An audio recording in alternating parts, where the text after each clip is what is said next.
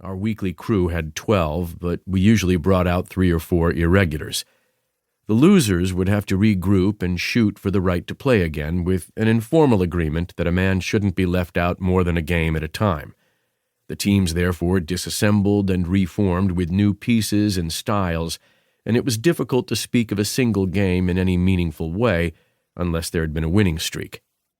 Instead, you had to talk about feel and flow and other vague notions that brushed up against the spiritual. That night, Tommy and I had played together twice. We lost one and came back to win the other. It was early in the summer, and the ball rolled off your fingers differently outside. "I just want to know how it could be done," Tommy said later. I was looking for a waiter to pay. "I think I'd feel better if I knew," he said. "Like a mantra." "I thought your stint was in Old Colony." "It was. So what? They don't have mantras in Old Colony. That's a stone-cold outfit." "The hell they don't. You were never there, were you? That's one place I've been." He stuck his hand into the ice melt at the bottom of the bucket where the beer had been. Old Colony was the prison where he once served 2 months on a criminal responsibility evaluation. His mood had darkened over the course of the night. It was mean of me to tease him. "Look," I said, "if you really want to know, come by the office. We'll talk." That perked him up and got his fist out of the water.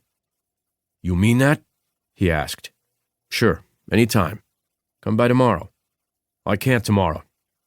"Sunday, then." He shook his head. "Sunday I'm cooking for Mila." "For fuck's sake, Tommy, come when you can. Whenever you're motivated." Before I had a chance to pay the check, a fight broke out on the street beside the cafe.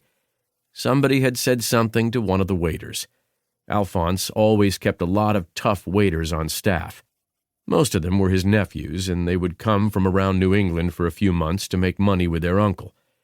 His place stayed busy right up until closing at midnight.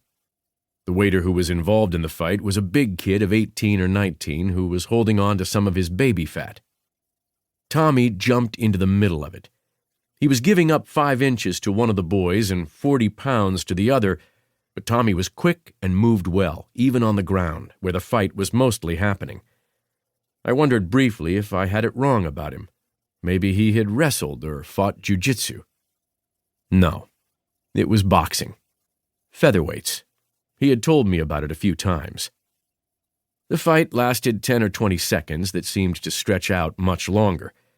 Tommy got the boys separated, and one of them said something in Portuguese, and the other wiped down his jeans, which were torn at the knee and had mud streaks up to the belt.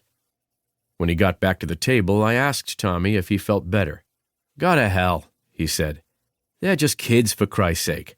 What are they angry about?" "What were you?" "Go to hell," he said again. "I got my reasons." I put down an extra 20 on top of the bill for the kid who had been in the fight, the one who still had his baby fat, and walked home along the marina, counting the boats. 2. Onset is a small community in the southeastern corner of Massachusetts next to Cape Cod. If the canal had been built a few miles to the west, the town's fate might have been different.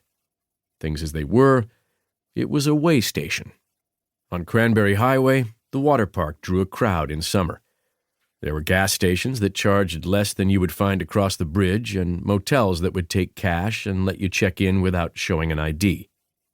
The harbor was shaped like a teardrop, with the public beach running half a mile around it. Along the waterfront were restaurants, cafes, and a few bars that served 1 or 2 modest dishes, usually something simple the bartenders had prepared themselves.